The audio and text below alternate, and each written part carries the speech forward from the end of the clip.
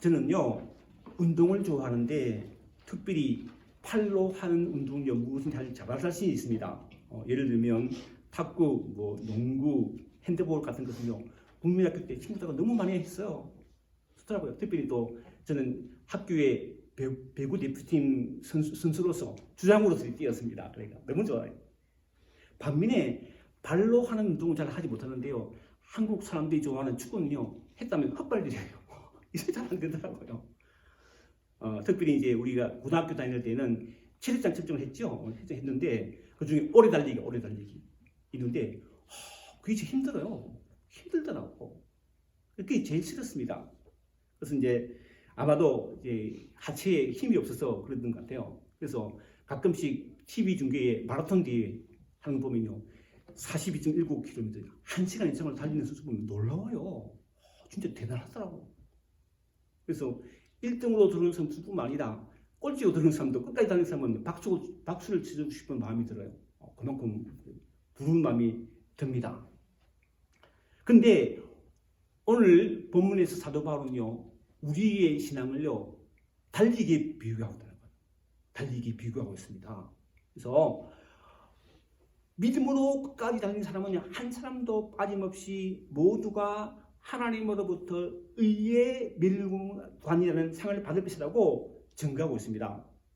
그러므로 오늘 본문을 중심으로 함께 은혜 받으며 믿음의 달리기를 끝까지 잘함으로 말미암아 우리 모두가 한 사람도 빠짐없이 하나님으로부터 의의 멸관을 받는 은혜가 있기를 바랍니다.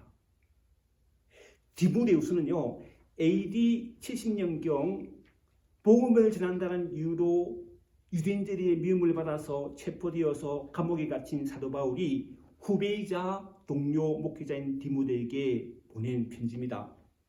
그냥 소식을 전하는 의례적으로 보낸 편지가 아니라 이제 자신의 마지막이 가까웠다는 것을 감지한 바울이 세상을 따른 긴박한 상황에서 후배 목회자인 디모데를 정말 아끼고 사랑하는 마음으로 보낸 편지라는 거예요. 사도 바울이 이런 마음이요. 디모데후서 1장 3절로 5절에 들어있는데 제가 한번 읽어보겠습니다. 들어보세요.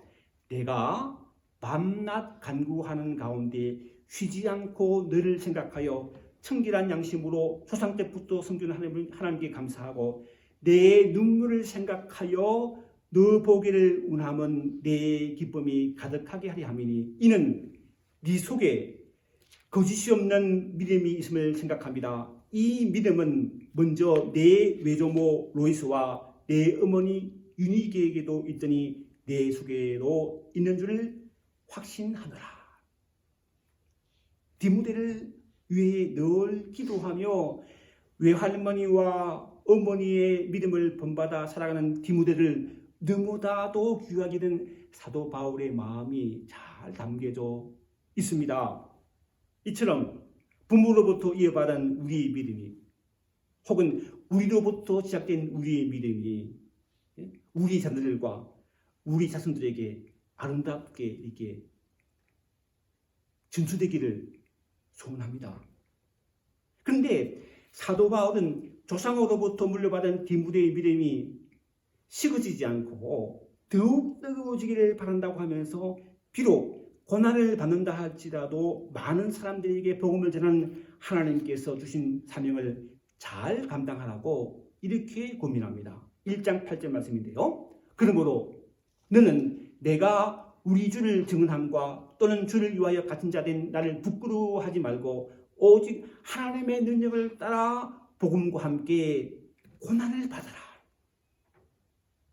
이 편지를 쓸 당시 아까 말씀드린 것처럼 사도 바울은요 유대인들에게 체포되어 로마의 감옥에 갇혀 있었는데 그러한 자신을 전혀 부끄러워하지 않았을 뿐만 아니라 오히려 감옥에 갇히는 고난 중에서도 복음을 전하는 사명을 감당함으로 하나님의 능력이 여전히 역사하고 있음을 고백한 사도 바울은 자신의 목회 후배인 디모데에게 또한 자신과 같은 복음 전도자가 되기를 기대한다며 이렇게 말합니다.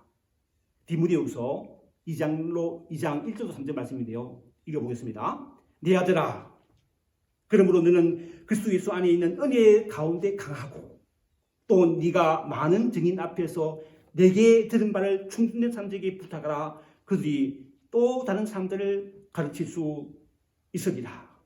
너는 그리스도 예수의 좋은 병사로 나와 함께 고난을 받아라.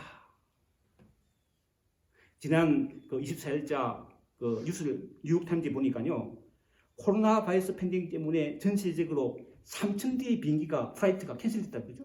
그래서 캔슬됐다 그러더라고요. 그래서 크리스마스 때문에 이게 집으로 향하는 많은 사람들이 어려움을 겪었다는 뉴스를 보았습니다. 비단 뿐만이 아니죠. 요즘 미국에 하루에 코로나 바이러스 오미크론 확진자가요 많아요. 오늘 아침에 제가 어제 날짜를 보니까요, 미국에 20만 1,380명의 확진자 그리고 1,345명이 목숨을 잃었어요. 아주 심각한 상황이죠. 그런데도 불구하고 미국 사람들은 마스크 안 쓰는 거 보면 좀 문화가 다른 것 같아. 이해가 좀 잘 안 가요. 대체로 또 자유롭게 모인 것 같기도 하고요. 그런데 요즘 한국 뉴스를 보면 코로나 바이러스 팬데믹으로 요 근래 들어서 아주 한국 사회가 큰 어려움을 겪고 있는 것 같아요. 한국에서 오신 분도 계시는데 지금요. 뭐 그런 것 같아요. 내 보기에. 정부에서 사람들이 모이지 못하게 이렇게 강제적으로 하고 또 식당 같은 많은 자영업들이 큰 어려움을 겪고 있을 뿐만 아니라 교회 또한 성도들이 마음대로 모이지 못하는 것 같아요. 근데 오늘 우리가 살펴보고 있는 초대의 교회가 상황은 다르지만 어려운 가운데 있다는 거예요. 초대의 교회 성도들이 자신들이 누린 구원의 기쁜 소식인 복음을 전할 때 사람들로부터 환영을 받은 것이 아니라 오히려 큰 고난을 받았다고 이야기하고 있기 때문입니다. 그들이 구원의 기쁜 소식인 복음을 전하면서도 고난받은 이유를요, 3장 1절로 5절이 이렇게 이야기하고 있습니다. 좀 길지만 제가 읽어보면요, 3장 1절입니다. 너희는 이것을 알라. 말세에 고통하는 때가 이르리라. 사람들이 자기를 사랑하며 돈을 사랑하며 교만하며 부모를 거역하며 감사하지 아니하고 무증하며 원통함을 풀지 아니하며 모함하며 적재하지 못하며 사나우며 선한 것을 좋아하지 아니하며 배신하며 조급하며 자만하며 쾌락을 사랑하기를 하나님을 사랑하는 것보다 더하며 경건의 모양은 있으나 경건의 능력을 부리는 자들이 장이 부인하니 이 같은 자들에게서 내가 돌아서라. 마지막 때가 되면요, 사람들의 삶은 점점 더 어두워지고 타락해져 간다는 것이에요. 그래서 세상 사람들은요, 믿음을 가지고 하나님의 말씀 따라 바르게 그리고 경건하게 살고자 하는 사람들을 괜히 미워한다는 겁니다. 여러분, 우리가 세상에 나가서 사랑받을 그런 생각하지 마세요. 미워한다는 거예요. 그래서 사도 바울은 이렇게 말합니다. 3장 12절이죠. 무릇 그리스도 예수 안에서 경건하게 살고자 하는 자는 박해를 받으리라. 어려움을 당한다는 거예요. 현재 이곳 에반스빌 지역에서 신앙생활을 하는 우리도 예고합니다. 우리가 거룩한 주의를 지키며 함께 예배를 드리고 우리가 예수 믿는 사람으로서 세상에 빛된 삶을 살고자 나름대로 노력한다고 해서 믿지 않는 우리 이웃들이 우리를 칭찬하는 것이 절대 아니라는 거예요. 신앙이 자로 미국에서 우리를 믿는 우리를 핍박하지는 못하겠지만 말없는 비웃음을 보낼 수 있다는 거예요. 보낸다는 거예요. 왜냐하면 세상 악하기 때문에. 그러므로 믿는 우리가 해야 할 일은 하나님의 말씀으로 나 자신을 무장하는 겁니다. 채우는 것입니다. 왜냐하면 하나님의 말씀인 성경은 예수 안에 있는 믿음으로 말미암아 우리로 구원에 이르게 하는 지혜가 있기 때문입니다. 그래서 지금 우리는요, 매일 성경을 읽고 그날의 본문으로 말씀을 묵상하며 같은 기도 제목으로 기도하고 있습니다. 이번 기회에 다시 말씀드리는데요, 말씀을 읽고 묵상하며 함께 기도하는 것이 이 아무것도 아니거든. 아니야. 진짜네. 만세라는 어두운 시대에 살지라도 우리의 영혼이 강건해지고 우리의 삶이 복된 길을 걸어가는 하나님의 복임을 믿고 순종하는 저와 여러분 되기 바랍니다. 그런데 오늘 본문에서 사도 바울은요, 우리 믿음을 잘 지켜 하나님을 섬기는 것에서 한 발 더 나아가야 한다고 말하고 있습니다. 내 믿음 잘 지키면 끝나서는 안 된다는 거예요. 예수 믿고 구원받은 사람은 전도자의 사명을 충분히 끝까지 잘 감당해야 한다고 말하고 있습니다. 예수 믿는 우리가 감당해야 할 사명은요, 첫째, 복음을 전하는 것입니다. 1절 말씀을 먼저 읽어보면요, 1절 읽어보면 하나님 앞과 살아있는 자와 죽은 자를 심판하실 그리스도 예수 앞에서 그가 나타나실 것과 그의 날을 두고 음이 명하노니.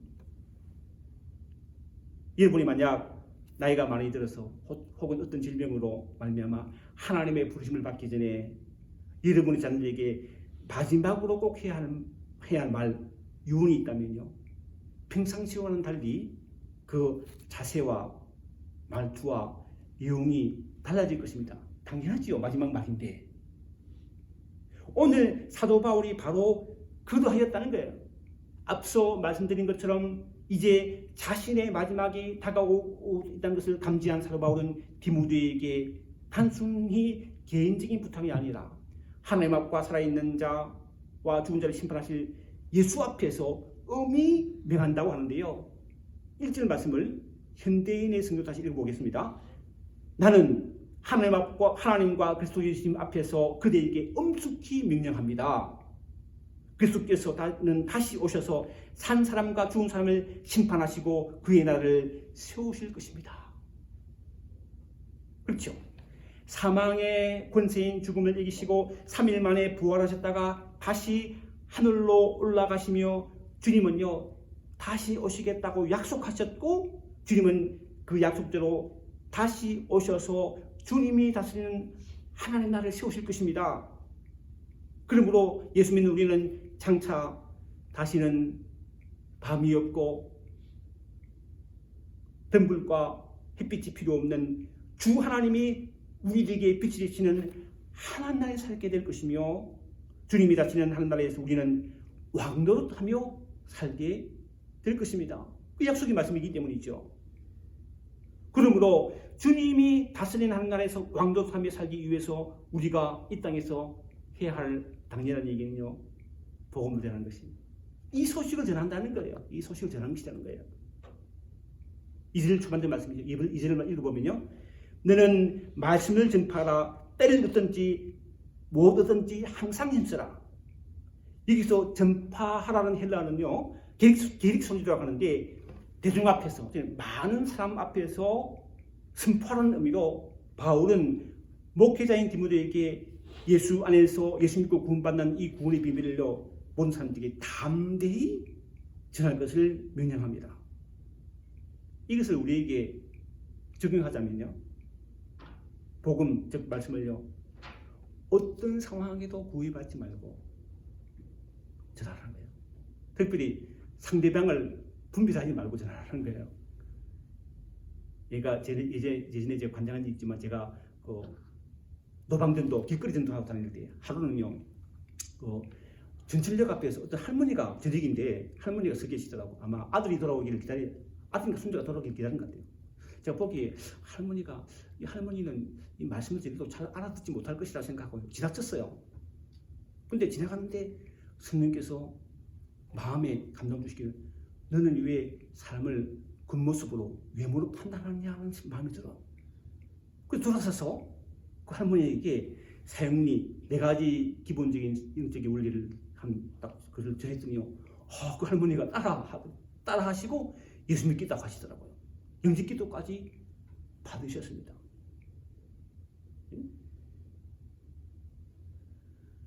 이처럼 예수 믿는 우리는 때를 얻든지 못 얻든지, 그러니까 네가 말씀을 전하고 싶든지 그렇지 않든지 상관없이 복음을 전하는 삶을 살아야 한다는 것입니다.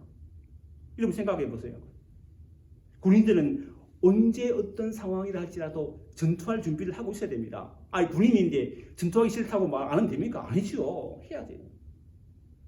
이처럼 우리는 영적인 군사를 하는 거예요. 왜요?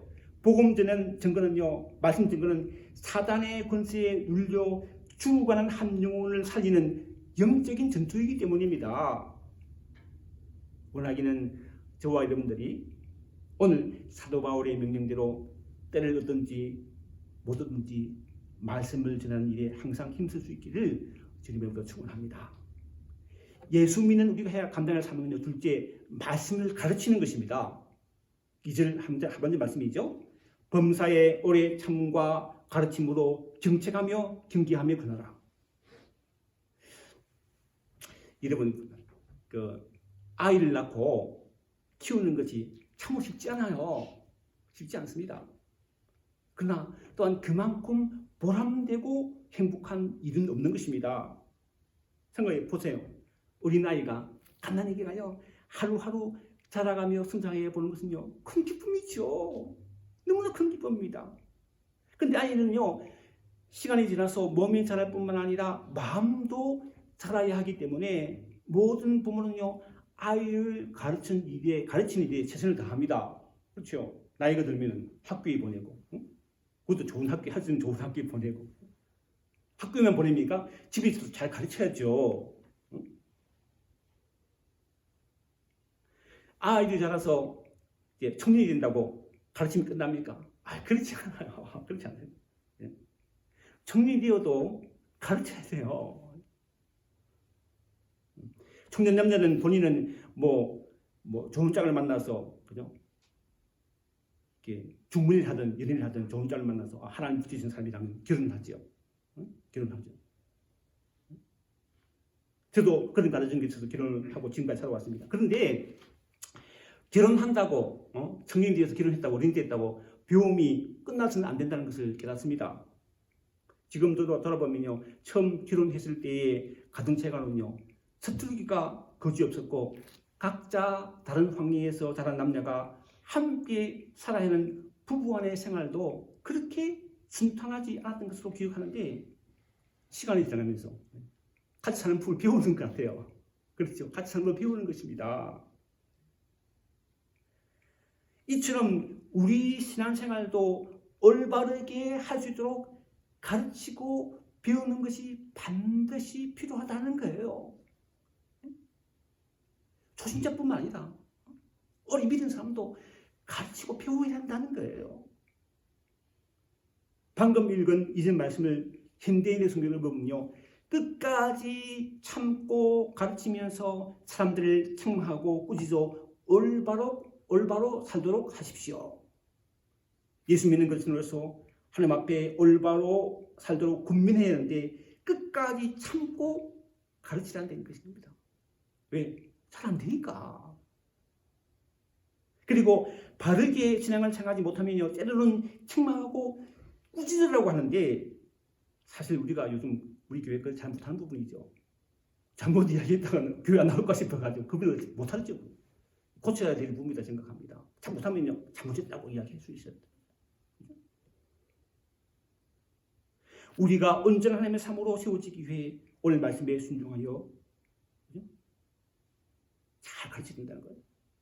근데 이때 우리가 기억할 것은요, 마지막 때가 되면 말씀을 잘 들으려 하지 않는다는 것을 3절과 4절이 말하고 있습니다. 3절과 4절을 제가 현대인의 성경을 보겠습니다. 사람들이 바른 교훈을 듣지 않고 오히려 자기 욕심을 따를 것이며 자기들의 귀를 기울게 하는 교사들의 말을 들으려고 모여들 때가 오실 것입니다. 그들은 진리를 외면하고 쓸데없는 이야기에 귀를 기울일 것입니다.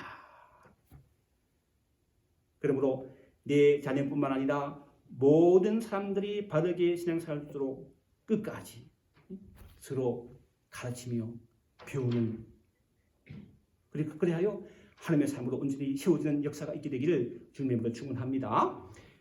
예수 믿는 우리가 감당해야 할 삶은요, 셋째, 고난을 견디며 나에게 주어진 사명을 완수하는 것입니다. 5절을 현대의 성경을 보면요, 그러나 그대는 모든 일에 자제하며 고난을 견디며 전도자의 일을 하여 맡겨진 직무를 완수하십시오. 한 가정을 보면 남편이 해야 할 일이 있고 또 아내가 해야 할 일이 있습니다. 그리고 부모가 자식을 위해 해야 할 일이 있고 자식이 또 부모를 위해 해야 할 일도 있습니다. 그죠? 그렇게 자신의 영역을 잘 감당할 때 비로소 참으로 행복한 가정이 세워지죠. 직장도 마찬가지입니다. 직장이 보스가 잘해요. 보스가 할 일이 있고 또 일하는 사람들이 할 일이 이렇게 잘 할 때 좋은 직장이 된다는 거예요. 우리의 신앙의 중심지인 교회도 그렇습니다. 목회자는 목회자의 역할을, 성도는 각자의 탤런트를 따라 자신의 역할을 충실히 잘 감당할 때 그 교회는요, 하나님께 영광을 돌리는 참으로 은혜로운 교회가 되는 것입니다.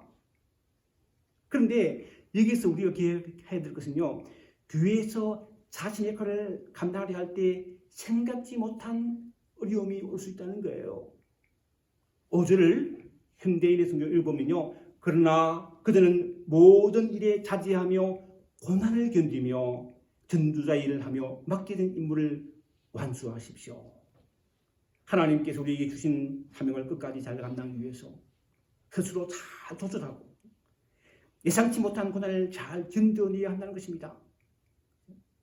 사도 베드로도 이렇게 말하죠.